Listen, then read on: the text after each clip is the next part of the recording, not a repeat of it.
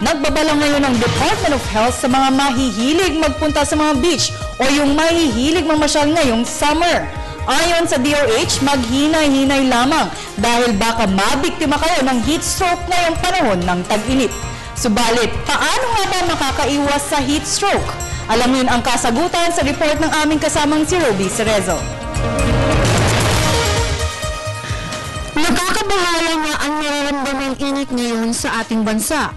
Ang pinakamataas na temperaturang naitala ay 7.3 degrees Celsius na nararamdaman sa ilang bahagi sa Luzon. Kaya't ang resulta ng sobrang tindi ng init na ito ay ang nakamamatay na heat stroke na dumadali ngayon sa ating mga kababayan. Kinumpirma ng ilang ospital sa iba't ibang bahagi ng bansa ang pagdadala ng mga biktima ng heat stroke na karamihan ay mga nasa middle age hanggang katandaan. Kung noon ay paisa-isa lang ang pasyenteng dinadala bawat araw, ngayon ay nasa 5 hanggang 10 kada araw na ang sinusugod sa mga pagamutan. Dahil sa tindi ng init na nararanasan, may ilan tayong mga kababayan na binawian ng buhay dahil sa heat stroke. Tulad na lamang ng isang pulis na humabol sa isang hold-upper na nang mahuli ay siya naman ang binawian ng buhay dahil sa hindi nakaya ng init at dehydration ng habulin niya ito.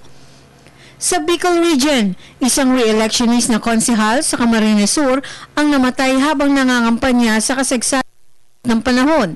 Matapos magsalita sa isang rally, nag-collapse ito pagbaba ng entablado. Isa ring barangay tanod na ginang ang nasawi rin sa Naga City. Sumama ang ginang sa pangangampanya ng isang mayoralty candidate na nag-ikot sa kanilang lugar sa ilalim ng init ng araw na makaramdam ng pagkahilo. Nang umuwi ay naligo ito at nang makapagbihis ay nagsuka at nawala na ng malay. Lumabas sa findings ng doktor na heat stroke at internal hemorrhage ang ikinumatay ng biktima. Mahaba-haba pa ang heat wave sa Pilipinas at maaari ring tumaas pa ang temperatura sa ilan pang bahagi ng bansa. Kaya't patuloy ang babala ng mga manggagamot sa mga tao na hanggat maaari huwag nang lumabas kung matindi ang init ng araw kung wala namang mahalagang pupuntahan. Ilan sa sintomas ng heat stroke ay ang pagkahilo, makating balat, mataas na temperatura ng katawan at pagkawalan ng malay. Pinapayo rin na magdala ng panangga sa init tulad ng sombrero, payong at bimpo. Uminom rin ng maraming tubig.